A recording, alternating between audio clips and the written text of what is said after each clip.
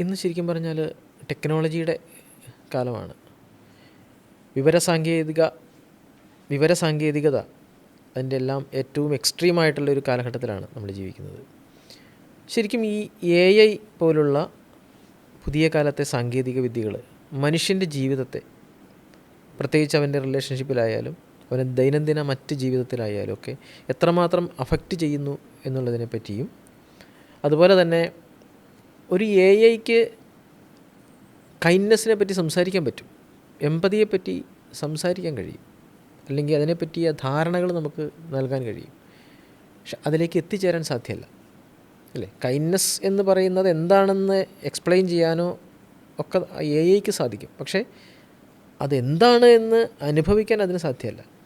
വരും കാലത്ത് ഒരു മനുഷ്യൻ്റെ ദൈനംദിന ജീവിതത്തിൽ AI എത്രമാത്രം സ്വാധീനം ചെലുത്തും എന്നുള്ളതും AIക്ക് നമ്മുടെ ജീവിതത്തെ എത്രമാത്രം അഫക്റ്റ് ചെയ്ത് ദോഷകരമായി സ്വാധീനിക്കാം എന്നുള്ളതിനെ പറ്റിയും പഠനങ്ങൾ നടന്നിട്ടുണ്ടോ? അതിനെപ്പറ്റിയുള്ളൊരു അഭിപ്രായം എന്താണ്?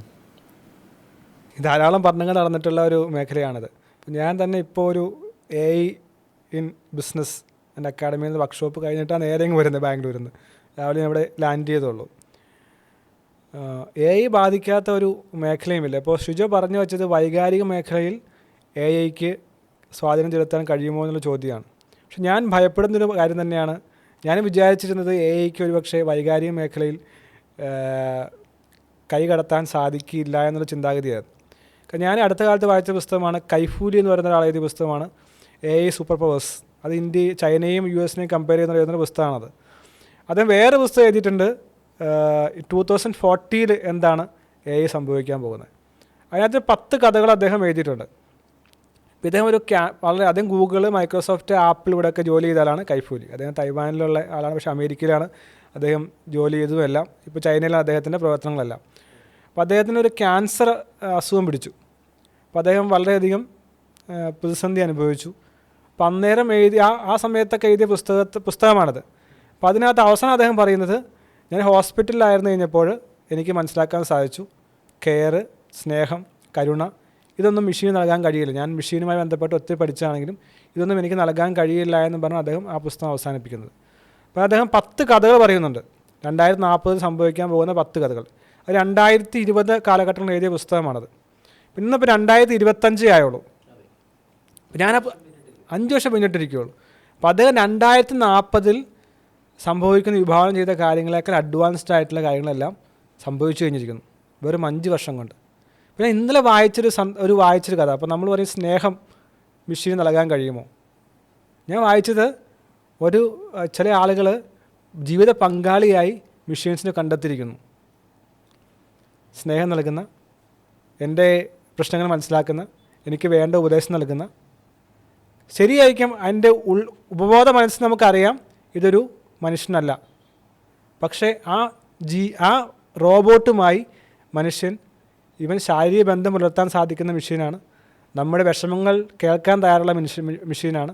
നമ്മുടെ വികാരങ്ങളെ മനസ്സിലാക്കുന്ന, കണ്ണിൻ്റെ ഐറിസിൻ്റെ ചലനം മനസ്സിലാക്കിക്കൊണ്ട്, ചുണ്ടിൻ്റെ ചലനം മനസ്സിലാക്കിക്കൊണ്ട്, മുഖപേശികളുടെ ചലനം മനസ്സിലാക്കിക്കൊണ്ട് സന്തോഷിക്കുന്നുണ്ടോ വിഷമിക്കുന്നുണ്ടോ എന്ന് മനസ്സിലാക്കുന്ന മെഷീൻ. സമയത്ത് ഭക്ഷണം കഴിച്ചോ എന്ന് ചോദിക്കുന്ന മെഷീൻ. ഓഫീസിൽ നിന്ന് ക്ഷീണിതനായി തിരിച്ചു വന്നു കഴിയുമ്പോൾ മുഖം മ്ലാനവതനായിട്ടാണ് ഇരിക്കുന്നതെങ്കിൽ എന്താണ് പറ്റിയതെന്ന് ചോദിക്കുന്ന മെഷീൻ. സ്നേഹത്തോടെ ഹഗ് ചെയ്യുന്ന മെഷീൻ. ലൈംഗിക ബന്ധത്തിൽ ഏർപ്പെടാൻ സാധിക്കുന്ന രീതിയിലുള്ള എല്ലാ മാംസളമായിട്ടുള്ള അനുഭവങ്ങൾ നൽകുന്ന മെഷീൻ. ശരിക്കും മനുഷ്യനറിയാം ഇത് ഒരു മനുഷ്യനല്ല എന്ന്. പക്ഷേ മനുഷ്യനതെല്ലാം ലഭിക്കുന്ന രീതിയിലേക്ക് ടെക്നോളജി വളരുമോ എന്ന്. കാരണം ഇപ്പം നമ്മൾ പറയുന്നത് AI എന്നാണ്, ആർട്ടിഫിഷ്യൽ ഇൻ്റലിജൻസ്. പക്ഷേ ജനറൽ ഇൻ്റലിജൻസ് എന്ന അവസ്ഥയിലേക്കും എത്താം. കാരണം മനുഷ്യന് എന്തെല്ലാം ചിന്തിക്കാനും പ്രവർത്തിക്കാനും സാധിക്കുമോ അതുപോലെ തന്നെ ചിന്തിക്കാൻ കഴിയുന്ന ഒരു ഉപകരണം അല്ലെങ്കിൽ ഇൻ്റലിജൻസ് ഉണ്ടാകുമ്പോൾ റിയാലിറ്റി അല്ലെങ്കിൽ കൂടെയും ആ ഒരു അവസ്ഥയിലേക്ക് മനുഷ്യൻ മാറുമോ എന്നുള്ളത് എനിക്ക് ഉള്ളിൽ ഭയമുള്ള കാര്യമാണ്. ഇപ്പോൾ മിക്ക പുസ്തകങ്ങൾ, ഇപ്പോൾ ന്യൂവൽ ഹരാരി എന്ന് പറയുന്ന ആൾ എഴുതിയ പുസ്തകമാണ് 21st Century 21 Skills എന്ന് പറയുന്ന. അതിനകത്ത് അദ്ദേഹം പറയുന്നുണ്ട് ഇങ്ങനെയൊക്കെ സംഭവിക്കാം, പക്ഷേ ഇമോഷണൽ ആയിട്ടുള്ള സ്കില്ലുകൾ ആവശ്യമാണ്. ഈ 2 പുസ്തകം പറയുന്നത് ഒരേപോലത്തെ കാര്യങ്ങളാണ്. ന്യൂവൽ ഹരാരി പറയുന്നത് യൂസ്ലെസ് കമ്മ്യൂണിറ്റി ഉണ്ടാകും. ഈ AI ടെക്നോളജി അല്ലെങ്കിൽ ഡേറ്റ ഇല്ലാത്ത ആളുകളെല്ലാം യൂസ്ലെസ് ആയി പോകും. ഈ ഡേറ്റ കൈവശമുള്ള 1% ആളുകൾ വലിയ രീതിയിൽ നേട്ടങ്ങൾ ഉണ്ടാക്കും. കൈഫൂലി പറയുന്നത് പൂവർ എക്കോണമീസ് എന്ന് പറഞ്ഞു കഴിഞ്ഞാൽ ഡേറ്റ ഉപയോഗിക്കാൻ അറിയാത്ത, ഡേറ്റ ഇല്ലാത്ത രാജ്യങ്ങളെല്ലാം, അവിടുത്തെ ആളുകളെല്ലാം പൂവറായിട്ട് അല്ലെങ്കിൽ ദരിദ്രം പിടിച്ച ആളുകളായി മാറും. ബാക്കി മൈനോറിറ്റിയിലെ 1% രാജ്യങ്ങളും ആളുകളും വളരെയധികം നേട്ടം കൊണ്ടുവരും. പക്ഷേ പതിയെ പതിയെ ഈ ഒരു ഇമോഷണൽ ഇൻ്റലിജൻസ് കൂടി മെഷീൻസ് നേടുന്നുണ്ടെന്നും ഒപ്പം തന്നെ അത് നേടുന്നില്ലെങ്കിൽ കൂടിയും മനുഷ്യന് അതുമായി അക്കോമഡേറ്റ് ചെയ്യാൻ സാധിക്കുമെന്നുള്ളൊരു അവസ്ഥയുണ്ട്. വേറൊരു പഠനം ഞാൻ ഇന്നലെ വായിച്ചത്, അത് 2-3 പഠനങ്ങൾ നടന്നിട്ടുണ്ട്. സ്റ്റാൻഫോർഡ് യൂണിവേഴ്സിറ്റിയും വാട്ടർ യൂണിവേഴ്സിറ്റി നടത്തിയ പഠനങ്ങളാണ്. അപ്പോൾ അതിനകത്ത് 2 തരത്തിലുള്ള ബ്രെയിൻ കമ്പയർ ചെയ്യുകയാണ്. ബ്രെയിൻ കമ്പയർ ചെയ്യുക വെച്ചാൽ ChatGPT അല്ലെങ്കിൽ GPT ടെക്നോളജി AI ഉള്ള ഉപകരണങ്ങൾ സ്ഥിരമായി അല്ലെങ്കിൽ ടെക്നോളജി ടൂൾസ് സ്ഥിരമായി ഉപയോഗിക്കുന്ന ആളുകളെയും അത് ഉപയോഗിക്കാത്ത ആളുകളുടെയും ബ്രെയിൻ പാറ്റേൺസ് കമ്പയർ ചെയ്യുന്നൊരു സ്റ്റഡിയാണത്. അതിനകത്ത് ചിത്ര സ്കാൻ ഇമേജസും EEG എല്ലാം നമുക്ക് കൃത്യമായിട്ട് കാണാനായിട്ട് സാധിക്കും. അപ്പോൾ അതിനകത്ത് ഒരു ബ്രെയിൻ ബ്ലാങ്ക് ആയിട്ടിരിക്കുകയാണ്, മറ്റേ ബ്രെയിൻ വളരെ വൈബ്രൻ്റായി അതിൻ്റെ ന്യൂറൽ നെറ്റ്വർക്ക് പാത്വേസ് എല്ലാം സ്ട്രോങ് ആയിട്ടിരിക്കുകയാണ്. അപ്പോൾ നമ്മളിപ്പോൾ പണ്ട് മനുഷ്യൻ ഭൂമിയിൽ കൃഷി ചെയ്തതെന്ന് പറഞ്ഞു കഴിഞ്ഞാൽ വലിയ പാറകളെല്ലാം പൊട്ടിക്കുകയും വലിയ മലകളെല്ലാം തുറന്നു മാറ്റുകയും എല്ലാം ചെയ്തു. ആ സമയത്ത് മനുഷ്യന് വളരെ ഫിസിക്കൽ കേപ്പബിലിറ്റി ഉണ്ടായിരുന്നു, ശക്തമായ മനുഷ്യന്മാരായിരുന്നു ശാരീരികമായിട്ട്. കുറേ കാലങ്ങൾ കഴിഞ്ഞ് കഴിഞ്ഞപ്പോൾ അതിൻ്റെ ആവശ്യമില്ലാതെയായി അല്ലേ, മനുഷ്യ ശക്തമായ ജോലികളൊന്നും ചെയ്യേണ്ട ആവശ്യമില്ല, എല്ലാം മെഷീൻ ചെയ്യും. അപ്പോൾ സ്വാഭാവികമായി സംഭവിച്ചെന്താണ്, മനുഷ്യൻ്റെ ശാരീരികക്ഷമതയും കായികക്ഷമതയും ആരോഗ്യക്ഷമതയും കുറഞ്ഞിട്ടുണ്ട്, സത്യമാണല്ലോ. അതുപോലെ തന്നെയാണ് ബ്രെയിനിൻ്റെ ആക്ടിവിറ്റിയും മനുഷ്യൻ്റെ കണ്ടമാനം കുറയുന്നുണ്ട്. ഇപ്പോൾ പണ്ട് മനക്കണക്ക് കൂട്ടിയിരുന്നയാൾ കാൽക്കുലേറ്ററിലേക്ക് മാറുന്നു. പിന്നെ ചിന്തകളെല്ലാം തീരുമാനമെടുക്കാനായിട്ട് മനസ്സിൽ കുറേ കാര്യങ്ങൾ ചിന്തിക്കുന്നു, എഴുതാനായിട്ട് കുറേ കാര്യങ്ങൾ ആലോചിക്കുന്നു. പക്ഷെ ഇപ്പോൾ സംഭവിക്കുന്നത് എന്താണ്, ഇപ്പോൾ എല്ലാം മെഷീനോട് ചോദിക്കുകയാണ്, ഇത് ചെയ്യാൻ പറ്റുമോ, ഓക്കെ, ഉത്തരം റെഡിമെയ്ഡായിട്ട് തരികയാണ്. അപ്പോൾ ഈ പഠനത്തിൽ കാണാൻ സാധിച്ചത് ഈ ആക്ടിവിറ്റീസ് സ്വന്തമായി ചിന്തിക്കാത്ത അല്ലെങ്കിൽ സ്വന്തമായിട്ട് എഴുതാൻ ശ്രമിക്കാത്ത, സ്വന്തമായി പഠിക്കാൻ ശ്രമിക്കാത്ത ആളുകളുടെ ബ്രെയിനും ശരീരത്തെ പോലെ തന്നെ ശുഷ്കിച്ചുകൊണ്ടിരിക്കുകയാണ്.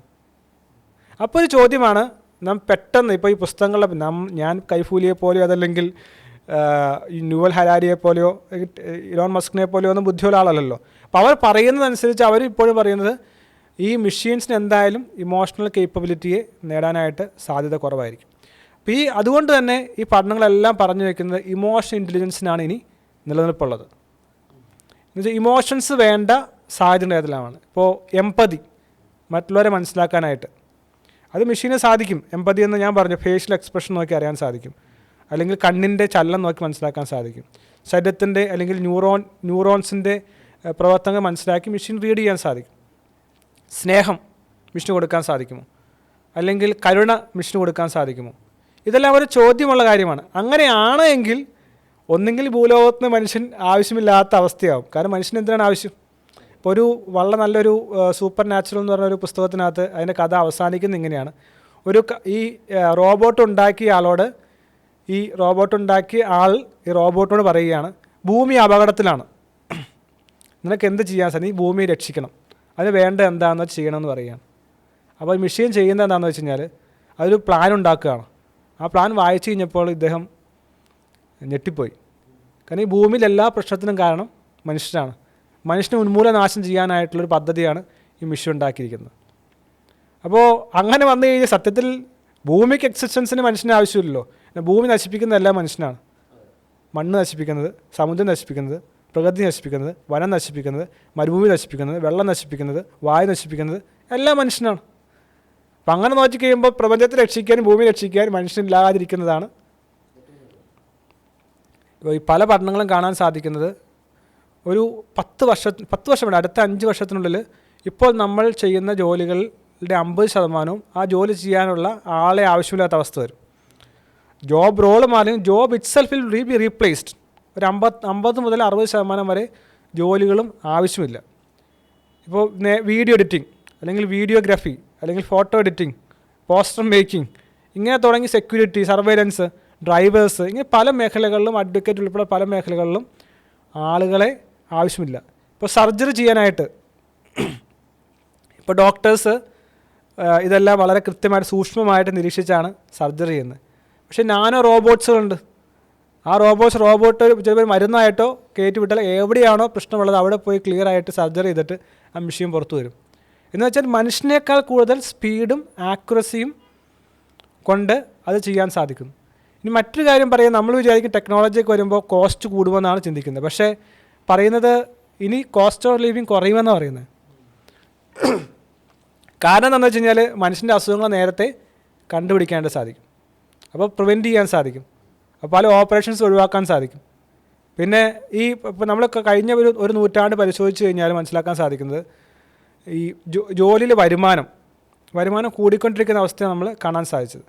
പക്ഷേ ഇനി ജോലിയിലുള്ള വരുമാനങ്ങൾ കുറയാനുള്ള സാഹചര്യമാണ് പലപ്പോഴും കാണുന്നത്. കാരണം ഒത്തിരി ജോലികൾ പണ്ട് നമ്മൾ ബ്ലൂ കോളർ വർക്കേഴ്സിൻ്റെ ജോലികളാണ് കുറേയൊക്കെ കുറഞ്ഞുകൊണ്ടിരുന്നത്. എന്ന് വെച്ച് കഴിഞ്ഞാൽ പാറ പൊട്ടിക്കുക അല്ലെങ്കിൽ മണ്ണ് പൊട്ടിക്കുക, അങ്ങനെ ബ്ലൂ കോളർ ജോലികളാണ് കുറേയൊക്കെ മെഷീൻ ഓട്ടോമേറ്റ് ചെയ്തത്.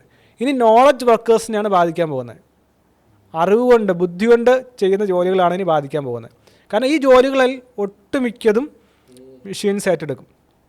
അപ്പോൾ അതുകൊണ്ടാണ് കൈഫൂരി എല്ലാം പറയുന്നത്, നിങ്ങൾക്ക് ഈ ടെക്നോളജി ഉപയോഗിച്ച് നിങ്ങൾക്ക് എങ്ങനെ കുറേ കൂടി പ്രൊഡക്ടിവിറ്റി ഉണ്ടാക്കാൻ സാധിക്കും. അതുകൊണ്ട് ആരെല്ലാം എന്തെല്ലാം പറഞ്ഞാലും സ്റ്റഡീസ് എല്ലാം പറയുന്നത് ഏകദേശം ഒരു 50-55% ജോലികളും മെഷീൻ ഏറ്റെടുക്കുകയും, അങ്ങനെ വരുമ്പോഴാണ് നമ്മൾ ഈ പറയുന്ന ഇമോഷൻസ് വേണ്ട മേഖല ഏതാണ്. ഇനി ഇമോഷൻസ് വേണ്ട മേഖല അല്ലെങ്കിൽ നിങ്ങൾ ചെയ്യുന്ന മേഖലയിൽ ഇപ്പോൾ ലീഡർഷിപ്പ് പൊസിഷൻസ്, ഇപ്പോൾ നിങ്ങളൊരു മാനേജറായിരിക്കാം, അല്ലെങ്കിൽ CEO ആയിരിക്കാം, MD ആയിരിക്കാം, അല്ലെങ്കിൽ ഗ്രൂപ്പ് ലീഡർ ആയിരിക്കാം. നിങ്ങൾക്ക് ആ ഗ്രൂപ്പിന് കുറഞ്ഞ ടീമായിരിക്കും ഉണ്ടാകുന്നത്, എങ്ങനെയാണ് മാനേജ് ചെയ്യാൻ സാധിക്കുന്നത്, അവിടെ എന്തെല്ലാം ഇമോഷൻസാണ് നിങ്ങൾക്ക് ഉണ്ടാക്കിയെടുക്കാൻ സാധിക്കുന്നത്. അത് സ്നേഹമായിരിക്കാം, കരുണയായിരിക്കാം, അത്തരം റോളുകളാണ്. ഒരു മറ്റുള്ളവരെ മനസ്സിലാക്കുക എന്ന് പറയുന്ന റോള് തന്നെ വളരെയധികം പ്രധാനപ്പെട്ട കാര്യമാണ്. മറ്റൊരാളെ മനസ്സിലാക്കി പ്രവർത്തിക്കാൻ സാധിക്കുന്നുണ്ടോ, അപ്പോൾ അതിന് എംപതി എന്ന് പറയും. ഇപ്പോൾ ഇതിനകത്ത് ഒരു സയൻറ്റിഫിക്കായിട്ട് ഏറ്റവും കൂടുതൽ ഞാൻ വായിച്ച പുസ്തകങ്ങൾ, ആദ്യ പുസ്തകം എന്ന് പറയുന്നത് ഇമോഷണൽ ഇൻ്റലിജൻസ് ആണ്. ഡാനിയൽ ഗോൾമാൻ എഴുതിയ പുസ്തകമാണ്. അപ്പോൾ അദ്ദേഹം അതിനകത്ത് ഇമോഷൻ ഇൻ്റലിജൻസിനെ കുറിച്ച് വളരെ കൃത്യമായിട്ട് പറഞ്ഞിട്ടുണ്ട്. അപ്പോൾ ഞാനിപ്പോൾ എഴുതുന്നൊരു പുസ്തകത്തിൽ ഈ വർഷം ഞാൻ 3 പുസ്തകങ്ങൾ എഴുതാനായിട്ട് ഉദ്ദേശിക്കുന്നുണ്ട്. ഒന്നാമത്തെ ഒരു പുസ്തകം ഈ ഇമോഷൻ ഇൻ്റലിജൻസിനെ കുറിച്ച്, വൈകാരിക ബുദ്ധിയെക്കുറിച്ചാണ്. അപ്പോൾ അദ്ദേഹം പറയുന്നൊരു 5 കാര്യമുണ്ട്. നിങ്ങൾക്കിനി ഞാനിതൊരു AI കോണ്ടെക്സ്റ്റിൽ പറയാൻ ആഗ്രഹിക്കുന്നതാണ്. എങ്ങനെയാണ് നിങ്ങൾ ഇനിയുള്ള കാലഘട്ടങ്ങളിൽ നമുക്ക് സ്കില്ല് വേണം, AI ടെക്നോളജീസിനെ കുറിച്ച് പഠിക്കണം, മനസ്സിലാക്കണം. പക്ഷേ അതോടൊപ്പം തന്നെ നിങ്ങൾക്ക് ഒരു ലീഡർ പൊസിഷൻ നിലനിൽക്കണമെങ്കിൽ, ചെറിയ സ്ഥാപനമാണെങ്കിലും നിങ്ങളുടെ ടീമിനെ ബിൽഡ് ചെയ്തുകൊണ്ട് വർക്ക് ചെയ്യണമെങ്കിൽ എന്തെല്ലാം സ്കില്ലാണ് നിങ്ങൾക്ക് ഉണ്ടാകേണ്ടത്. അപ്പോൾ അദ്ദേഹം പറഞ്ഞ 5 കാര്യങ്ങൾ. ഒന്നാമത്തെ കാര്യമാണ് സെൽഫ് അവെയർനെസ്. നിങ്ങൾക്ക് നിങ്ങളെക്കുറിച്ച് എത്രമാത്രം ബോധ്യമുണ്ട്. പലർക്കും അതില്ല എന്നുള്ളതാണ്. പലർക്കും അവരെന്താണെന്നുള്ളത് പലർക്കും അറിയില്ല. ഇതിനെക്കുറിച്ച് നമ്മൾ ട്രാൻസാക്ഷൻ അനാലിസിസ് എന്നുള്ള ഒരു ചിന്തയുണ്ട്. അത് ജൊഹാരി വിൻഡോ എന്ന് പറയുന്ന ഒരു ചിന്തയൊക്കെ ഉണ്ട്. ഇപ്പോൾ ജൊഹാരി വിൻഡോ എന്ന് പറയുന്നത് എല്ലാ മനുഷ്യർക്കും ഒരു 4 കമ്പാർട്ട്മെൻ്റ് ഉണ്ട്. അപ്പോൾ അതിനകത്ത് ഒന്നാമത്താണ് ഓപ്പൺ എന്ന് പറഞ്ഞു കഴിഞ്ഞാൽ ഞാൻ ആരാണെന്ന് എനിക്കും അറിയാം, ഷിജോയ്ക്കും അറിയാം, എല്ലാവർക്കും അറിയാം. അപ്പോൾ ഓപ്പൺ ആയിട്ടുള്ള കാര്യമാണ്. 2 ബ്ലൈൻഡ് എന്ന് പറഞ്ഞു കഴിഞ്ഞാൽ എനിക്ക് അറിയില്ല, എൻ്റെ ഗുണങ്ങളും എൻ്റെ ശക്തിയും എൻ്റെ വീക്ക്നെസ്സും എനിക്കറിയില്ല, പക്ഷെ മറ്റേ ആൾക്കത് അറിയാം. മൂന്നാമത്തെന്ന് പറഞ്ഞാൽ ഹിഡൻ എന്ന് വെച്ച് കഴിഞ്ഞാൽ എനിക്ക് മറ്റുള്ളവർക്കറിയാം, എനിക്കറിയാം പക്ഷെ മറ്റുള്ളവർക്കറിയില്ല. ഹിഡൻ, എനിക്കറിയാവുന്ന കാര്യം പക്ഷെ മറ്റുള്ളവർക്കറിയില്ല, കുറേ കുളിച്ച് ഇരിക്കുന്ന കാര്യമാണ്. 4മത്തെ അൺനോൺ, എനിക്കും അറിയില്ല മറ്റേ ആൾക്കറിയില്ല. അപ്പോൾ ഇപ്പോൾ ഒരു ബ്ലൈൻഡ് ആയിട്ടുള്ള ആളാണെങ്കിൽ എനിക്ക് എന്നെക്കുറിച്ച് അറിയില്ല, പക്ഷേ എന്നെക്കുറിച്ച് മറ്റുള്ളവർക്ക് അറിയുന്നു. പല ആൾക്കാർ വിചാരിക്കും ഞാൻ സൂപ്പർ പവറാണെന്ന് ചിന്തിക്കുന്ന ആൾക്കാരുണ്ട്, പക്ഷെ മറ്റുള്ളവരും അറിയാം ഇവൻ വെറും അല്ലെങ്കിൽ ഇവൾ ഒരു ആണ്. ചില ആൾക്കാർക്ക് സ്വന്തം കഴിവ് അറിയില്ല, അവർ വിചാരിക്കും എനിക്കൊന്നും കഴിവില്ല എന്ന് വിചാരിക്കും, പക്ഷെ മറ്റുള്ളവർക്ക് അറിയാം ഇയാളൊരു പുലിയാണെന്നുള്ളത്. അപ്പോൾ ഇതാണ് സ്വയം അവെയർനെസ്. ഇനി ഇതാ ശരിക്കും ഈ സെൽഫ് അവെയർനെസ് എന്നുള്ളതാണ് ഏറ്റവും ആദ്യം ഈ സ്കിൽ പറയുന്നത്. ഇപ്പോൾ സെൽഫ് അവെയർനെസ്സിനകത്ത് മറ്റൊരു പ്രധാനപ്പെട്ട ചിന്തയാണ് ട്രാൻസാക്ഷൻ അനാലിസിസ്. എന്ന് പറഞ്ഞാൽ മനുഷ്യൻ്റെ മനസ്സ് അല്ലെങ്കിൽ മനുഷ്യൻ്റെ ഒരു ടൈപ്പ് എന്ന് പറയുന്നത് 3 തരത്തിലുള്ള ഈഗോ സ്റ്റേറ്റ് ഉണ്ട്. ഒന്ന് child ego state, 2 parent ego state, 3 adult ego state. അപ്പോൾ പലരും പല രീതിയിലാണ് അവരുടെ ഈഗോ സ്റ്റേറ്റ് ഉണ്ടായിരിക്കുന്നത്. ചിലർ ചൈൽഡായിട്ടുള്ള ഈഗോ സ്റ്റേറ്റ് ആയിരിക്കും.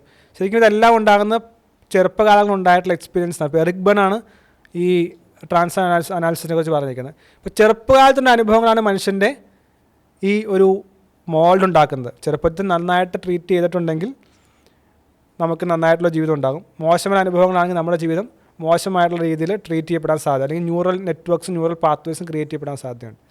അപ്പോൾ നമ്മളൊരു ചൈൽഡ് സ്റ്റേറ്റ് ആണെങ്കിൽ, ഇപ്പോൾ ചൈൽഡ് എന്ന് പറയുമ്പോൾ റിബലിയസ് അല്ലെങ്കിൽ ഇമ്മച്ചുറായ ഡിസിഷൻസ് അങ്ങനെയുള്ള ആളാണെങ്കിൽ വളർന്നു വന്നു കഴിയുമ്പോൾ ശരീരം നമുക്ക് വലിയതായിരിക്കാം, പക്ഷേ നമ്മുടെ പെരുമാറ്റങ്ങളെല്ലാം ഒരു ചൈൽഡ് ആണെങ്കിലോ.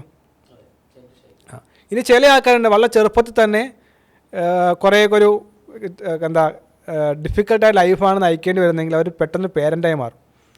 ഇപ്പോൾ എക്സാമ്പിൾ സിംഗിൾ പേരൻ്റായിട്ടുള്ള സിംഗിൾ മദേഴ്സിൻ്റെയും അല്ലെങ്കിൽ സിംഗിൾ ഫാദറിൻ്റെ ഒക്കെ കുട്ടികളായിട്ടുള്ള ആൾക്കാർ കുറേ കൂടി ചെറുപ്പത്തിൽ ചിലപ്പോൾ ഉത്തരവാദിത്തം ഏറ്റെടുത്തുകൊണ്ടുള്ള ഒരു പേരൻറ്റിങ് സ്റ്റൈലിലേക്ക് വരും. അപ്പോൾ നമുക്കറിയാം ചില ആൾക്കാരൊക്കെ എല്ലാവരെയും കുട്ടികളെ പോലെ കെയർ ചെയ്യുക അല്ലെങ്കിൽ ഉപദേശിക്കുക, പേരൻറ്റിങ് സ്റ്റൈലിൽ വരുന്ന ആൾക്കാരുണ്ട്. മൂന്നാമത്താണ് അഡൾട്ട് ഈഗോ സ്റ്റേറ്റ്. അവർ വളരെ മച്യൂർഡാണ്. അപ്പോൾ ഇത് മനസ്സിലാക്കാൻ ഞാൻ ഏത് സ്റ്റേറ്റിലാണ്. ഇപ്പോൾ ഞാൻ ഷിജോയെ സംസാരിച്ച് ചെയ്യുമ്പോൾ ഷിജോ ചിലപ്പോൾ പേരൻ്റ് ഈഗോ സ്റ്റേറ്റിലുള്ള ആളായിരിക്കാം. അപ്പോൾ എനിക്കത് മനസ്സിലാക്കാൻ പറ്റുന്ന എന്താണ്, ഷിജോ സംസാരിക്കുന്നത് പേരൻ്റ് ഈഗോ സ്റ്റേറ്റിൽ നിന്നാണ്, ചൈൽഡ് ഈഗോ സ്റ്റേറ്റിൽ നിന്നാണ്. ഇപ്പോൾ ഇതിനകത്ത് ഈ ഒരു self അവെയർനെസ്സാണ് biggest awareness.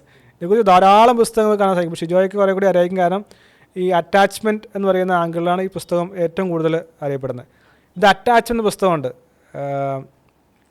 The science of adult attachment എന്നുള്ള അമീർ ആൻഡ് റേച്ചൽ ഇവർ എഴുതിയ പുസ്തകമാണ്. അതിനകത്ത് 4 തരത്തിലുള്ള അറ്റാച്ച്മെൻറ്റ് സ്റ്റൈലിനെ കുറിച്ച് പറയുന്നുണ്ട്. 1 അവോയ്ഡൻസ്, 2 സെക്യൂർ, 3 ആങ്ഷ്യസ്, 4 ഡിസോർഗനൈസ്ഡ്. അപ്പോൾ ഇതിനകത്ത് പറയുന്നത് സെക്യൂർ അല്ലാത്ത അറ്റാച്ച്മെൻറ്റ് സ്റ്റൈലിൽ ജീവിച്ച് വളർന്ന ആയിട്ടുള്ള ആൾക്കാർ ഏത് റിലേഷൻഷിപ്പിലേക്ക് പോയാലും ആ റിലേഷൻഷിപ്പ് വളരെ പ്രതിസന്ധിയുള്ളതായിരിക്കും. ഇപ്പോൾ ഞാൻ സെക്യൂറാണ്, പക്ഷേ എൻ്റെ പാർട്ട്ണർ അവോയ്ഡൻറ്റോ ആങ്ഷ്യസോ ഡിസോർഗനൈസ്ഡോ ആണെങ്കിൽ ആ റിലേഷൻഷിപ്പ് വളരെ ടർമോയിലായിരിക്കും. അത് റിലേഷൻഷിപ്പ് എന്ന് പറഞ്ഞാൽ ഓഫീസിൽ ഉൾപ്പെടെ. ഇപ്പോൾ ബോസ് പേരൻ്റ് ഈഗോ സ്റ്റേറ്റിലോ ചൈൽഡ് ഈഗോ സ്റ്റേറ്റിലോ ആളാണെങ്കിൽ അവിടെയുള്ള ആളുകളെല്ലാവരും പ്രശ്നത്തിലാവും. ഇപ്പോൾ ഭാര്യ അല്ലെങ്കിൽ ഭർത്താവ് അല്ലെങ്കിൽ ഫ്രണ്ട് അല്ലെങ്കിൽ കൊളീഗ് ഡിസോർഗനൈസ്ഡോ ആങ്ഷ്യസോ അവോയ്ഡൻറ്റോ ആയിട്ട് അറ്റാച്ച്മെൻറ്റ് സ്റ്റൈലാണെങ്കിൽ മൊത്തത്തിൽ പ്രശ്നമായിരിക്കും. അപ്പോൾ ഈ റിലേഷൻഷിപ്പ് ബിൽഡ് ചെയ്യുന്ന ആ ഒരു മേഖലയിൽ ഈ ഒരു അവെയർനെസ് വളരെ ആവശ്യമാണ്. ഞാൻ ചൈൽഡാണോ, പേരൻ്റാണോ, അഡൾട്ടാണോ, ഞാൻ തിരിച്ചറിയണം. ഞാൻ അവോയ്ഡൻ്റ് ആണോ, ഡിസോർഗനൈസ്ഡ് ആണോ, ആങ്ഷ്യസ് ആണോ. ചില ആൾക്കാരുണ്ട് ഇപ്പോൾ അവോയ്ഡൻറ്റ് എന്ന് വെച്ചാൽ ഒരു പ്രശ്നം ഉണ്ടായിക്കഴിഞ്ഞാൽ അവർ അവിടെ നിന്ന് പെട്ടെന്ന് വിട്ടിട്ട് പോകും. ഒരു കമ്മ്യൂണിക്കേഷൻ പോലും ഇല്ലാതെ അവർ ആ റിലേഷൻ ബ്രേക്ക് ചെയ്തിട്ട് പോകും. കാരണം അവരെ സംബന്ധിച്ച് അവരെ കൺട്രോൾ കിട്ടാൻ വേണ്ടി ഞാൻ പ്രശ്നങ്ങളൊന്നും ഇടപെടുന്നില്ല, ഞാൻ അതുകൊണ്ട് ചർച്ചയ്ക്കൊന്നും തയ്യാറാകുന്നില്ല. ഇപ്പോൾ ചില ആൾക്കാരൊക്കെ സംസാരിക്കാറുണ്ട്, എൻ്റെ ഭാര്യയുടെ ഭർത്താവ്, എൻ്റെ കാമുകിലെ കാമുകൻ എന്നെ തേച്ചിട്ട് പോയി, ഒന്നും മിണ്ടിയില്ല എന്ന് പറയുന്നത്. ചില ആൾക്കാരുണ്ട്, നീ ഇല്ലെങ്കിൽ ഞാൻ ചത്ത് കളയും എന്ന് പറയുന്ന ആങ്ഷ്യസ് ചില ആൾക്കാരുണ്ട്. നീ ഇല്ലെങ്കിൽ ജീവിക്കാൻ സാധിക്കില്ല, നീ ഇങ്ങനെ എല്ലാം തുറത്തടെ വിളിക്കുക, ഫോൺ ചെയ്യുക. അപ്പോൾ അവിടെ ഒരു ആങ്ഷ്യസ് ആണ്. ഈ രണ്ട് സത്യത്തിൽ ചില ഡിസോർഗനൈസ് ആണ്, ആങ്ഷ്യസ് അവോയ്ഡൻ്റ് പല കോമ്പിനേഷനാണ്. അപ്പോൾ ഇതെല്ലാം ഞാനിവിടെ ഒരു ചോദ്യം ചോദിച്ചോട്ടെ. ഈ അങ്ങനെ വരുമ്പം ഈ എംപ്ലോയീസിനെ സെലക്ട് ചെയ്യുമ്പം ഈ സ്ഥാപനങ്ങൾ അവരുടെ ഒരു പേഴ്സണാലിറ്റി ടെസ്റ്റുകൾ നടത്തുന്നത് നല്ലതല്ലേ പലപ്പോഴും? അപ്പോൾ പലപ്പോഴും നാർസിസ്റ്റിക് ആയിട്ടുള്ള പല ആളുകളും അവരുടെ താഴെയുള്ളവരെ സബോർഡിനേറ്റ്സിനെ ഒരുപാട് പീഡിപ്പിക്കുന്നുണ്ട് പല സ്ഥാപനങ്ങളിൽ. ഇത്തരത്തിലുള്ളൊരു സംവിധാനങ്ങൾ ശരിക്കും പറഞ്ഞാൽ ഈ എംപ്ലോയീസിനെ സെലക്ട് ചെയ്യുന്നിടത്ത് ഉപയോഗിക്കുകയാണെന്നുണ്ടെങ്കിൽ കുറച്ചും കൂടി പ്രൊഡക്റ്റീവ് ആകാൻ കഴിയില്ലേ ആ കമ്പനിക്ക് അല്ലെങ്കിൽ ആ ഒരു സ്ഥാപനത്തിന്? അത് വളരെ പ്രധാനപ്പെട്ട ഒരു കാര്യമാണ്. അതിനകത്ത് പല രീതിയിലുള്ള പ്രാക്ടീസസ് ഓർഗനൈസേഷൻ ചെയ്യാറുണ്ട്. ഇപ്പോൾ നല്ല ഓർഗനൈസേഷൻസിനെല്ലാം അസസ്മെൻറ്റ് സെൻറ്റർ എന്ന് പറയുന്ന സംവിധാനമുണ്ട്. അവിടെ പോയിട്ട് ഈ പറയുന്ന കൊഗ്നിറ്റീവ് കേപ്പബിലിറ്റി, സൈക്കോമെട്രിക് ടെസ്റ്റ് ഇതെല്ലാം ചെയ്ത ശേഷമാണ് ആളുകളെ എടുക്കാറുള്ളത്. ഇനി അതും പലപ്പോഴും എഫക്റ്റീവില്ല, കാരണം ടെസ്റ്റിലൂടെ ഒന്നും നമുക്ക് ആരെയും മനസ്സിലാക്കാൻ സാധിക്കില്ല. അപ്പോൾ ഇപ്പോൾ പല കമ്പനികളും ചെയ്യുന്നത് പ്രീ പ്ലേസ്മെൻറ്റ് പ്രോഗ്രാം എന്ന് പറയും. എന്ന് വെച്ചാൽ ഒരു 6 മാസമൊക്കെ അവരെ അവിടെ ജോലി ചെയ്യും, ഇൻറ്റേൺഷിപ്പ് കൊടുക്കും, പ്രീ പ്ലേസ്മെൻറ്റ് കൊടുക്കും. ഇപ്പോൾ ചിലർ ബെഞ്ച് എന്നൊക്കെ പറഞ്ഞ ടാസ്കിന് ഇപ്പോൾ നമുക്കറിയാം പല കമ്പനികളുടെ പേരും പറയുന്നില്ല, കമ്പനികളൊക്കെ 6 മാസം കഴിഞ്ഞപ്പോൾ എംപ്ലോയീസിനെ പിരിച്ചുവിട്ടു എന്നൊക്കെ പറയാറുണ്ട്. അപ്പോൾ ഒരു ബെഞ്ചിൽ ബാക്ക് ബെഞ്ച് പോലെ അല്ലെങ്കിൽ സൈഡ് ബെഞ്ച് പോലെ അവിടെ കുറേ എംപ്ലോയീസിന് ഇരുത്തേക്കാണ്, അവരെ ആവശ്യമുണ്ടെങ്കിൽ ഉപയോഗിക്കും. അപ്പോൾ ഇപ്പോൾ ചെയ്യുന്നത് വെച്ചാൽ ഒരു 6 മാസം അല്ലെങ്കിൽ 1 വർഷമൊക്കെ ഇവർ ടെസ്റ്റ് ചെയ്യും, ഇവരെങ്ങനെയുള്ള ആൾക്കാരാണ്, ഇവർ നിലനിൽക്കില്ലയോ.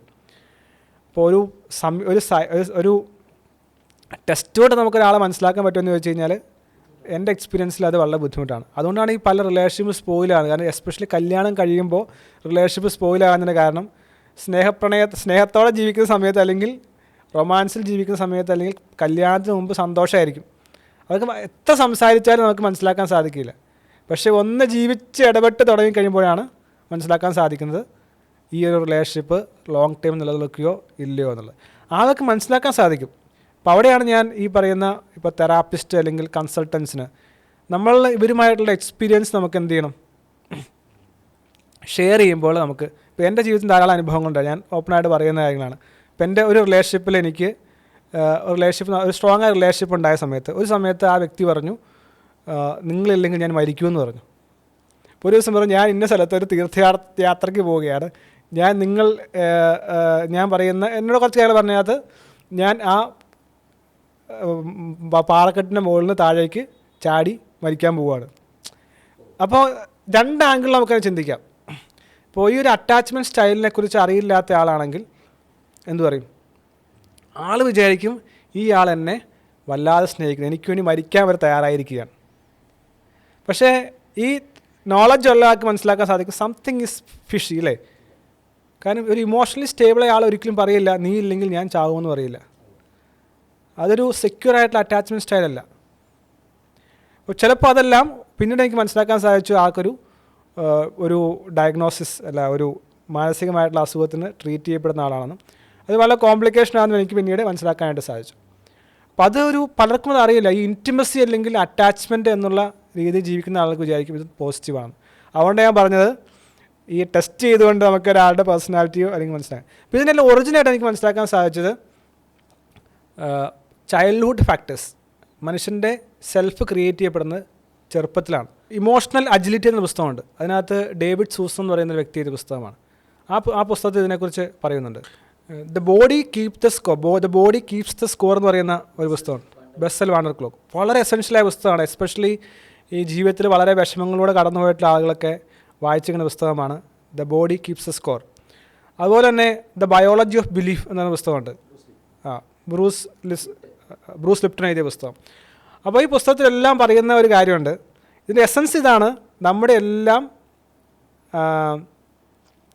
എല്ലാ ജീവിതത്തിൻ്റെയും ഒരു അബറേഷൻ, അതല്ലെങ്കിൽ ജീവിതത്തിൽ റിലേഷൻഷിപ്പ് ഒരു ഇമോഷണൽ ഇൻസ്റ്റബിലിറ്റി ഉണ്ടാകുന്നതിൻ്റെ ഫണ്ടമെൻ്റൽ റീസൺ എന്ന് പറയുന്നത് ചൈൽഡ്ഹുഡ് ഫാക്ടേഴ്സാണ്. പക്ഷേ ഈ പുസ്തകത്തിൽ തന്നെ ഒരു ആൻസർ പറയുന്നുണ്ട്. ഇങ്ങനെയാണെങ്കിൽ നിങ്ങൾക്കത് മാറ്റാൻ സാധിക്കും. ഈവൻ എപ്പിജെനറ്റിക്സ് ആണെങ്കിലും ജെനറ്റിക്സ് ആണെങ്കിൽ കൂടെയും നിങ്ങൾക്ക് മാറ്റാൻ സാധിക്കുമെന്നാണ് ഈ ബ്രൂസ് ലിപ്റ്റൺ ഉൾപ്പെടെ പറയുന്നത്. ഇറ്റ് ഡിഡ്ന്റ് സ്റ്റാർട്ട് വിത്ത് എന്ന പുസ്തകമുണ്ട്. മാർക്ക് ഓയിൻ ചെയ്ത പുസ്തകമാണ്. It didn't start with you എന്ന് വെച്ചാൽ പലരും വിചാരിക്കും ഇതെല്ലാം എൻ്റെ കുഴപ്പമാണ്, ഞാനിങ്ങനെ ആകാനുള്ള എല്ലാം എൻ്റെ കുഴപ്പമാണ് ചിന്തിക്കുന്ന ആൾക്കാരാണ്. പക്ഷേ ഈ പുസ്തകം പറയുന്നത് ഇത് സ്റ്റാർട്ട് ചെയ്തത് നിങ്ങളുടെ കുഴപ്പമല്ല, ഇത് നിങ്ങളുടെ പേരൻസിൻ്റെയോ നിങ്ങളുടെ ജീനിൻ്റെയോ ഭാഗമാണ്. പക്ഷേ ഈ ബ്രൂസ് ലിപ്റ്റനും ഒപ്പം തന്നെ വോയിനിയും എല്ലാം പറയുന്നത് നിങ്ങൾക്കത് മാറ്റാൻ സാധിക്കും. നിങ്ങളുടെ എൻവയോൺമെൻറ്റ് പ്രശ്നമാണെങ്കിലും പേരൻസ് പ്രശ്നമാണെങ്കിലും നിങ്ങളുടെ ജെനറ്റിക്സ് പ്രശ്നമാണെങ്കിലും എല്ലാം നിങ്ങൾക്കതിനെ മാറ്റാൻ സാധിക്കും എന്നുള്ളതാണ് പറയുന്നത്. അപ്പോൾ ഞാൻ പറഞ്ഞു വെച്ചത് പലരും ഈ ഒരു വൂൺസ് ഹീൽ ചെയ്യാതെയാണ് അവർ ജീവിക്കുന്നത്, സെൽഫ് അവെയർ അല്ല. അപ്പോൾ the body keeps the score എന്ന പുസ്തകത്തിലും ഒക്കെ പറയുന്നത് എന്താണെന്ന് വെച്ച് കഴിഞ്ഞാൽ ചിലപ്പോൾ ഈ ട്രോമാറ്റിക്, ഇപ്പോൾ ഡേവിഡ് സൂസൻ തൻ്റെ പുസ്തകത്തിലും പറയുന്നത് തന്നെയാണ്, ഈ ട്രോമ എക്സ്പീരിയൻസ് ജീവിതത്തിൽ ഉണ്ടാകുന്ന പല ആൾക്കാരും വിചാരിക്കും ട്രോമ എന്ന് പറയുന്നത് എന്തോ ലൈംഗികമായിട്ട് ഉപദ്രവിക്കപ്പെട്ടതോ അല്ലെങ്കിൽ പേരൻസ് അടിച്ചതോ അതൊക്കെയാണ് വിചാരിക്കുന്നത്. പക്ഷെ നമ്മളറിയാത്ത സൈലൻ്റ് ആയിട്ടുള്ള പല ട്രോമയും ബോഡി കീപ്പ് ചെയ്യും. അത് ചിലപ്പോൾ ഒരാൾ കളിയാക്കിയതായിരിക്കാം, അല്ലെങ്കിൽ ഒരു സ്ഥലത്ത് ഒരു സമയത്ത് പരാജയപ്പെട്ടതായിരിക്കാം. അത് നമ്മൾ പോലും അറിയാതെ നമുക്ക് പ്രത്യേകിച്ച് ഫീൽ ചെയ്യുന്നില്ല. പക്ഷേ ബോഡിയുടെ അണ്ടർ സ്കോർ ആയിട്ടത് കിടക്കുകയാണ് ഈ പെയിൻ, ഈ ട്രോമ സൈലൻറ്റ് ട്രോമ ആയിട്ട് കിടക്കുകയാണ്. ഇതെല്ലാമാണ് പിന്നീടുണ്ടാകുന്ന ജോലി സ്ഥലത്ത് ചെല്ലുമ്പോൾ അല്ലെങ്കിൽ റിലേഷൻഷിപ്പിൽ വരുമ്പോൾ പ്രശ്നങ്ങളുണ്ടാകുന്നത്. ഇപ്പോൾ എൻ്റെ ചെറുപ്പത്തിൽ ഞാൻ പലപ്പോഴും പറയാറ്, ചെറുപ്പത്തിൽ പല രീതിയിലുള്ള ട്രോമാറ്റിക് എന്ന് തോന്നുന്ന എക്സ്പീരിയൻസ് ഉണ്ടായിരുന്നു. ഒരു ഉദാഹരണം ഞാൻ പറയാം. ഒരിക്കൽ ഞാൻ സ്കൂളിൽ നിന്ന് മടങ്ങി വരുമ്പോൾ ഒരു സ്ഥലത്ത് തേങ്ങ ഇട്ടുകൊണ്ടിരിക്കുകയാണ്. അപ്പോൾ തേങ്ങ ഇട്ടുകൊണ്ടിരുന്നപ്പോൾ എനിക്ക് വീട്ടിൽ തേങ്ങ ആണല്ലോ എന്ന് വിചാരിച്ച് കുറച്ച് തേങ്ങ എടുത്ത് വീട്ടിലേക്ക് കൊണ്ടുവന്നു. അപ്പോൾ വീട്ടിൽ കൊണ്ടുവന്ന വീട്ടുകാരെ ഇൻ്റർപ്രറ്റ് ചെയ്ത് എന്താണെന്ന് വെച്ച് കഴിഞ്ഞാൽ ഞാൻ തേങ്ങ മോഷ്ടിച്ചു കൊണ്ടുവന്നു. അപ്പോൾ എന്നെ എന്ത് ചെയ്തു? പിറ്റേ ദിവസം രാവിലെ, അന്ന് വൈകിട്ട് മുതൽ പിറ്റേ ദിവസം രാവിലെ വരെ എന്നോട് വഴക്ക് പറയലും ശാസനയുമല്ല. രാവിലെ എന്ത് ചെയ്തു? ഈ തേങ്ങ എവിടെ നിന്നാണ് എടുത്ത് ആ വീട് എന്നെ അടിച്ചു. എന്നിട്ട് ഞാനത് അവിടെ കൊണ്ടു കൊടുക്കേണ്ടി വന്നു. അപ്പോൾ അത് ശരിക്കും എനിക്കന്ന് മനസ്സിലാക്കി. എൻ്റെ ഉദ്ദേശം നല്ലതായിരുന്നു. എന്താണ്? വീട്ടിൽ തേങ്ങ കിട്ടുമല്ലോ. പക്ഷേ അത് ഇൻ്റർപ്രറ്റ് ചെയ്തപ്പോൾ എനിക്ക് ഉണ്ടായ ഒരു പെയിൻ ഡിഫറെൻ്റ് ആയിരുന്നു. വേറെ ഉദാഹരണം കൂടി ഞാൻ പറയാം. ഈ രണ്ട് ഉദാഹരണം പൊതുവെ പറയാറുള്ളതാണ്. ഒരു ദിവസം ഞാൻ സ്കൂളിൽ വിട്ട് വീട്ടിൽ വന്നു കഴിഞ്ഞപ്പോൾ വീട്ടിലെ പുറകിലത്തെ ഭിത്തിയിലെല്ലാം കുറേ തെറി എഴുതി വെച്ചു. അന്ന് കരിയുണ്ട്, കരി ഉപയോഗിച്ച് കുറേ തെറി എഴുതി വെച്ചു. അപ്പം ഞാൻ വിചാരിക്കുന്നത് എന്താണ്? ഞാൻ സ്കൂളിൽ പോകുമ്പോൾ എല്ലായിടത്തും കാണുന്നത് ചേട്ടന്മാരെല്ലാം തെറി എഴുതി വെച്ചേക്കുന്നതാണ്. അപ്പോൾ ഞാൻ ഇതെന്തോ സൽക്കർമ്മമാണ്, വലിയ കാര്യമാണെന്ന് വിചാരിച്ചാൽ ഞാൻ കരി കൊണ്ട് വീടിൻ്റെ ബാക്കിൽ ഭിത്തി എഴുതി വെച്ചു. അങ്ങനെ വീട്ടിൽ വലിയാപ്പനെ വിളിച്ചിട്ട് കാണിച്ചു, കണ്ടോ സംഭവം കണ്ട് വായിക്കാൻ പറഞ്ഞു. കണ്ടോ എന്നോട് പറഞ്ഞു. ഒരു ചൂലെടുത്തതുകൊണ്ട് എനിക്ക് തന്നിട്ട് മായ്ക്കാൻ പറഞ്ഞു.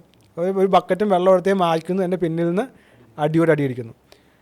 അപ്പോൾ സത്യത്തിൽ ഞാൻ വിചാരിച്ച് ചെയ്യുന്നത് എന്താണ്, എന്തോ നല്ല കാര്യമാണെന്നാണ് വിചാരിക്കുന്നത്. പക്ഷേ അപ്പോൾ അവിടെയാണ്. അപ്പോൾ അത് പിന്നീട് കുറേ കാലഘട്ടത്തിൽ ഇന്നുമുള്ള പല എക്സ്പീരിയൻസ് ഞാൻ വായിക്കും, മനസ്സിലാക്കാൻ സാധിക്കും. ഇന്നർ കോൺഷ്യസിൽ ഇതുമായി ബന്ധപ്പെട്ട് എന്തെല്ലാമോ ഉണ്ട്. പല അനുഭവങ്ങളുടെ പാഠങ്ങൾ പഠിച്ച് മനസ്സിലാക്കാൻ സാധിക്കും. ഈ ഒരു ഇന്നർ ചൈൽഡിലുണ്ടായിട്ടുള്ള വൂൺസ് ആണ് പല അനുഭവങ്ങളും, ചിലപ്പോൾ ചില ഇൻസിഡൻസ് എല്ലാം കണക്ട് ചെയ്യപ്പെടുന്നത്. അപ്പോൾ ഒരു ഒട്ടുമിക്കവാറുമുള്ള ആളുകൾക്ക്, ഒരു 99% ആളുകൾക്കും ഇത്തരം എൻ്റെ കുറച്ചുകൂടി കട്ടിയുള്ള എക്സ്പീരിയൻസ് ആണ്, അതിലും ചെറുതായിട്ടുള്ള ചെറിയ ശാസ്ത്രങ്ങൾ ഉൾപ്പെടെ, ചെറിയ വഴക്കുവരകൾ ഉൾപ്പെടെ, ഇതെല്ലാം ഒരു ബോഡി അത് മറക്കാതെ കിടക്കുകയാണ്. അപ്പോൾ അതുകൊണ്ട് കംപ്ലീറ്റ് ആയിട്ടുള്ള ഹീലിംഗ് മനുഷ്യന് ആവശ്യമാണ്. അപ്പോൾ അത് നമ്മൾ ആദ്യം മനസ്സിലാക്കണമല്ലോ, എനിക്കൊരു പെയിൻ ഉണ്ടായിട്ടുണ്ടോ എന്ന് മനസ്സിലാക്കേണ്ട ഒരു ആവശ്യമാണല്ലോ. അപ്പോൾ അതുകൊണ്ട് ഈ അവോയ്ഡൻസ് ടൈപ്പായിട്ടുള്ള ആൾക്കാരും ആങ്ഷ്യസ് ടൈപ്പായിട്ടുള്ള ആൾക്കാരും എല്ലാം അവർ റിലേഷൻഷിപ്പ് ഫാമിലിയിലാണെങ്കിലും അതുപോലെ തന്നെ ഓഫീസുകളിലാണെങ്കിലും സ്പോയിലാവുന്നുണ്ട്. അപ്പോൾ നമ്മളെല്ലാവരും വിചാരിക്കും, പലരും ആഘോഷിക്കുന്ന കാര്യമാണ്, നിങ്ങൾക്ക് ഇഷ്ടമല്ലെങ്കിൽ നിങ്ങൾ ബന്ധത്തിൽ നിന്ന് ഇറങ്ങിപ്പോക്കോളൂ. ഇന്നിപ്പോൾ ആഘോഷമാണ്, ഇന്ന് പലർക്കും വിവാഹം വേണ്ട, അല്ലെങ്കിൽ വിവാഹ ബന്ധങ്ങളൊന്നും വേദനിക്കുന്നതിനൊന്നും വലിയ ബുദ്ധിമുട്ടില്ല. അവർ പറയുന്നത് വളരെ സിമ്പിളാണ്, വർക്കാവുന്നില്ല, നമുക്ക് സെപ്പറേറ്റഡ് ആകാവുന്നതാണ് മനുഷ്യൻ ചെയ്യുന്നത്. പക്ഷേ ശരിയായ സൊല്യൂഷൻ അവിടെ അല്ലല്ലോ. കാരണം ഒരു മനുഷ്യനും ഒരിക്കലും പെർഫെക്റ്റായി മാച്ച് ചെയ്യുന്നവരല്ല.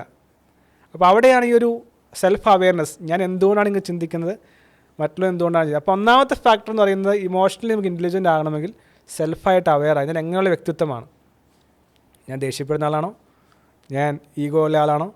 ഇതിനൊരു ഭയങ്കര ട്രാൻസാക്ഷൻ അനാലിസിസ് പോലെയോ ജോഹാരി വിൻഡോ പോലെയോ ഉള്ള അല്ലെങ്കിൽ NLP പോലെ ടെക്നിക്കുകൾ നമുക്ക് സ്വന്തം മനസ്സിലാക്കാൻ സാധിക്കും.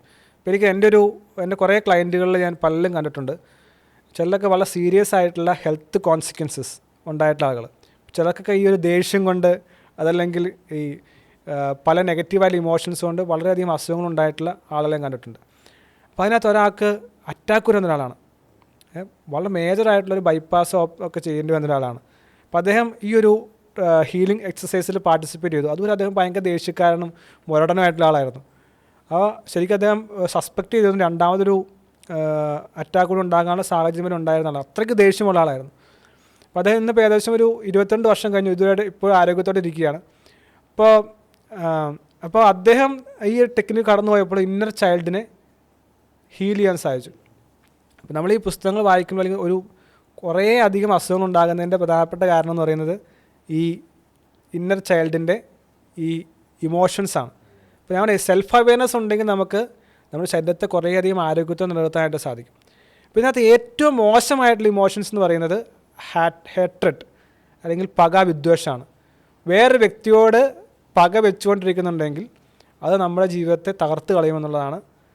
ഈ എല്ലാ സൈക്കോസൊമാറ്റിക് ഡിസോർഡേഴ്സുകളിൽ അല്ലെങ്കിൽ സൈക്കോസൊമാറ്റിക് ആയിട്ടുള്ള അസുഖങ്ങളിൽ പക എന്ന് പറയുന്ന ആ ഒരു അവസ്ഥനെ ഏറ്റവും കൂടുതൽ ദോഷകരമായിട്ടുള്ള ഇമ്പാക്റ്റ് ഉണ്ടാക്കുന്നത്. പക്ഷെ നമുക്ക് അറിയുന്നില്ല. ഇപ്പോൾ നമുക്ക് പക എന്ന് പറയുന്ന സംഭവം നമുക്കുണ്ട്, നമ്മൾ തിരിച്ചറിയണമല്ലോ. അതില്ലാത്തടത്തോളം കാലം നമുക്കൊരിക്കലും അത് മാറ്റാൻ കഴിയില്ല. അപ്പോൾ ഇതിനെക്കുറിച്ച് പല ഫിലോസഫേഴ്സും പറയുന്നത്, you are drinking poison believing that other person will die. ഇപ്പോൾ ഞാൻ വിഷം കുടിക്കുകയാണ്, എന്നിട്ട് പറയുകയാണ് നീ ചത്തോളും. അപ്പോൾ എനിക്ക് ഷിജോയുടെ ദേഷ്യമുണ്ട്, അപ്പോൾ ഞാൻ ഷിജോ ചാവാൻ വേണ്ടി ഞാൻ വിഷം കുടിക്കുകയാണ്. ഇത് തന്നെയാണ് ഹാർട്ട്റേറ്റ്. അപ്പോൾ ഈ നെഗറ്റീവായ എല്ലാ ഇമോഷൻസ് അങ്ങനെയാണ്. അപ്പോൾ ഞാൻ അറിയുന്നില്ല, എനിക്ക് അറിയത്തില്ല എന്ന് വിചാരിക്കുകയാണ്. ഈ നെഗറ്റീവായിട്ടുള്ള പക എന്ന് പറയുന്ന ഇമോഷൻ കൊണ്ട് ഞാൻ നശിക്കുക എന്ന് എനിക്ക് മനസ്സിലാക്കാൻ സാധിക്കണമല്ലോ. അപ്പോൾ അവിടെ ഇതുകൊണ്ട് ഞാൻ ഇത് പാകം അവസാനിപ്പിക്കും. കാരണം ഇത് നമ്മൾ മനസ്സിലാക്കിയിരിക്കണം, ഇതിനെന്താണ് ഫീൽ ചെയ്യുന്നത്, എൻ്റെ പേഴ്സണാലിറ്റി എന്താണ്, എൻ്റെ ഇമോഷൻസ് എന്താണ്. പല ആൾക്കാരും എപ്പോഴും നെഗറ്റീവായ ഇമോഷൻസാണ് സംസാരിക്കുമ്പോൾ അല്ലെങ്കിൽ വിഷമങ്ങൾ പങ്കുവെക്കുമ്പോൾ പറയുന്നത്. അപ്പോൾ അവർ ഫീൽ ചെയ്യുന്ന ആ ഇമോഷൻസാണ് സാഡ്നെസ് അല്ലെങ്കിൽ ജലസ് അല്ലെങ്കിൽ താൻ പീഡിപ്പിക്കപ്പെടുക അല്ലെങ്കിൽ വ്യക്തി മനോഭാവം. അവർ എന്താണോ നാം ഫീൽ ചെയ്യുന്നത് അതാണ് നാം വേദനയാണ് ഫീൽ ചെയ്യുന്നതെങ്കിൽ നമ്മളതാണ്. പക്ഷെ അതിൽ നിന്ന് നമ്മൾ മറികടക്കേണ്ട ആവശ്യമാണ്. ഈ നമ്മൾ എത്ര എഫേർട്ട് ഇട്ടാലും ഈ ഇന്നർ ചൈൽഡിനെ ഹീൽ ചെയ്യാതെ, നമ്മളെ മനസ്സിലാക്കാതെ നമ്മൾ എത്ര എഫേർട്ട് ഇട്ടാലും ഈ കമത്തി വെച്ച കുടത്തിന് മുകളിൽ വെള്ളം ഒഴിക്കുന്നത് തന്നെയാണ്. അപ്പോൾ ഏറ്റവും ആദ്യം അത് ചെയ്യാതെ നമ്മൾ എന്ത് ചെയ്താലും നമുക്ക് പോസിറ്റീവായിട്ടുള്ളൊരു മൂവ്മെൻറ്റ് ഉണ്ടാക്കാൻ സാധിക്കില്ല. ഗ്രോ ചെയ്യുന്ന എത്ര ആഗ്രഹിച്ചാലും നമുക്ക് അത് ഗ്രോ ചെയ്യാൻ സാധിക്കില്ല. ഇവിടെ ഒരു വളരെ പ്രധാനപ്പെട്ട ഒരു ഫണ്ടമെൻ്റൽ ആയിട്ടുള്ള കാര്യമാണ്. ഞാനും ഈ ലോ ഓഫ് അട്രാക്ഷനെ കൺസൾട്ട് ചെയ്യുമ്പോൾ ഞാൻ പറയുന്ന കാര്യമാണ്, നിങ്ങൾ നെഗറ്റീവായിട്ട് ചിന്തിക്കുന്നുണ്ടോ, നിങ്ങൾ എത്ര ശ്രമിച്ചാലും നിങ്ങൾക്കത് കരകയറാൻ സാധിക്കില്ല. നിങ്ങൾ ഇത് ഫീൽ ചെയ്യുമ്പോൾ എപ്പോഴെങ്കിലും നെഗറ്റീവ് ഇമോഷൻസ് ഉണ്ടാകുന്നുണ്ടെങ്കിൽ നിങ്ങൾക്കത് ഫീൽ ചെയ്യാൻ സാധിക്കുന്നില്ല. ഇപ്പോൾ ഒരു ടിപ്പിക്കൽ എക്സാമ്പിൾ പറയാം. നിങ്ങളുടെ കൂട്ടുകാരന് നല്ലൊരു ജോലി കിട്ടി, നിങ്ങൾക്ക് എന്തായിരിക്കാം തോന്നുന്നത്? അവന് ജോലി കിട്ടിയില്ല, എനിക്ക് കിട്ടിയില്ല എന്നുള്ളതാണോ? ഇപ്പോൾ ഒരാൾ നല്ലൊരു വണ്ടി മേടിച്ചു വെക്കുകയാണ്, നല്ല മനോഹരമായ വണ്ടി മേടിച്ചു, കാണുമ്പോൾ നിങ്ങൾക്ക് സന്തോഷം തോന്നുന്നു, അതെയോ അവൻ വണ്ടി മേടിച്ചു, അല്ലെ അവൻ വീട് പണിതു, എനിക്ക് മേടിക്കാൻ സാധിച്ചില്ലല്ലോ.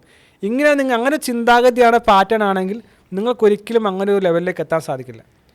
പക്ഷേ അയാൾക്കത് കിട്ടി, അയാൾക്ക് പൈസ കിട്ടി, അല്ലെങ്കിൽ അയാൾക്ക് വീട് വാങ്ങി, അയാൾക്ക് നല്ല ജോലി കിട്ടി, അതിന് സന്തോഷിക്കുമ്പോൾ അതിൻ്റെ അർത്ഥം എന്താണെന്ന് വെച്ച് കഴിഞ്ഞാൽ ഈ കാര്യങ്ങളെ ഞാൻ നല്ലതായി കാണുന്നു എന്നുള്ളതാണ്. ഈ പക പോലെ തന്നെ മറ്റൊരു കാര്യം അസൂയ എന്ന് പറയുന്ന സംഭവം ഞാൻ പറഞ്ഞു വരുന്നത്. മറ്റുള്ള നന്മ വരുമ്പോൾ എന്ത് ചെയ്യും? ഞാൻ സന്തോഷിക്കുന്നുണ്ടെങ്കിൽ അതിൻ്റെ അർത്ഥം ഞാൻ ഇതിനെ ഇഷ്ടപ്പെടുന്നു എന്നുള്ളതാണ്. മറ്റുള്ളവന് പണം ഉണ്ടാകുമ്പോൾ നല്ലതാണെന്ന് ചിന്തിക്കുന്നതിൻ്റെ അർത്ഥം ഞാൻ പണത്തെ ഇഷ്ടപ്പെടുന്നു, നല്ലതാണെന്ന് ചിന്തിക്കുന്നുള്ളതാണ്. ഇത് സബ് കോൺഷ്യസ് മൈൻഡിലേക്ക് നമ്മൾ അറിയാതെ കൊടുക്കുന്ന മെസ്സേജാണ്. ഞാൻ കൊണ്ട് എപ്പോഴും പറയുന്ന കാര്യമാണ്, ഈ ഫീൽ വന്ന് വളരെ പ്രധാനപ്പെട്ട കാര്യം. പക്ഷേ നമ്മൾ മനസ്സിലാക്കണം, അതുകൊണ്ട് നമ്മൾ ഇടയ്ക്കിടയ്ക്ക് നമ്മളൊന്ന് സ്ലോസ് ചെയ്ത് നമ്മൾ മനസ്സിലാക്കി എന്താണ് ഫീൽ ചെയ്യുന്നത്, അത് വളരെ പ്രധാനപ്പെട്ട. അപ്പോൾ ഈ ഒരു അവെയർനെസ് നമുക്ക് ഏറ്റവും ആദ്യം ഉണ്ട്, അതാണ് സെൽഫ് അവെയർനെസ്. രണ്ടാമത്തെ സ്റ്റെപ്പ് ഗോൾമാൻ പറയുന്നത് സെൽഫ് റെഗുലേഷൻ. ഇപ്പോൾ ഞാൻ ദേഷ്യപ്പെടുന്നുണ്ട് എന്ന് മനസ്സിലാക്കിയാൽ മാത്രമേ എനിക്ക് ദേഷ്യം നിയന്ത്രിക്കാൻ സാധിക്കുകയുള്ളൂ. അല്ലെങ്കിൽ എനിക്ക് അസൂയ ഉണ്ടെന്ന് മനസ്സിലാക്കിയാൽ മാത്രമേ എനിക്ക് അസൂയയെ ഒഴിവാക്കാൻ സാധിക്കുകയുള്ളൂ. അല്ലെങ്കിൽ പക ഉണ്ട് എന്ന് മനസ്സിലാക്കിയാൽ മാത്രമേ എനിക്ക് പകയെ ഒഴിവാക്കാൻ സാധിക്കുകയുള്ളൂ. അപ്പോൾ രണ്ടാമത്തെ സ്റ്റെപ്പാണ് സെൽഫ് റെഗുലേഷൻ. ഇതിനെ മനസ്സിലാക്കിയ ശേഷം അതിനെ നമുക്ക് റെഗുലേറ്റ് ചെയ്യാൻ സാധിക്കും. ഇനി മൂന്നാമത് ഇതിനകത്ത് പറയുന്നത് മോട്ടിവേഷൻ. സ്വന്തം എന്താണെന്ന് മനസ്സിലാക്കി, രണ്ട് അതിനെ റെഗുലേറ്റ് ചെയ്യാനായിട്ട് പഠിച്ചു. ഇപ്പോൾ ദേഷ്യമുണ്ടെങ്കിൽ അതിനെ റെഗുലേറ്റ് ചെയ്യാൻ പഠിച്ചു. ഇനി മോട്ടിവേഷൻ വേണം. ഇപ്പോൾ ഏത് കാര്യവും ചെയ്തെടുക്കണമെങ്കിൽ നമുക്ക്, ഞാനിപ്പോൾ AI ഉള്ള കാലഘട്ടങ്ങളിൽ നമുക്ക് ഇമോഷൻ ഇൻ്റലിജൻസ് വളരെ ആവശ്യമാണ്. പക്ഷേ ഒരു മോട്ടിവേഷൻ വേണം. ഇപ്പോൾ എനിക്ക് ദേഷ്യമുള്ള ആളാണെങ്കിൽ അതിനെ മാറ്റണമെന്നുള്ളൊരു ആഗ്രഹം വേണം. അല്ലെങ്കിൽ എനിക്ക് സ്കില്ല് ഡെവലപ്പ് ചെയ്യണമെന്ന് ആഗ്രഹമുള്ളതാണെങ്കിൽ എനിക്കതിന് മോട്ടിവേഷൻ ഉണ്ടാകണം. അപ്പോൾ എന്ത് കാര്യത്തിനും ഇത് വളരെ പ്രധാനപ്പെട്ട കാര്യമാണ്.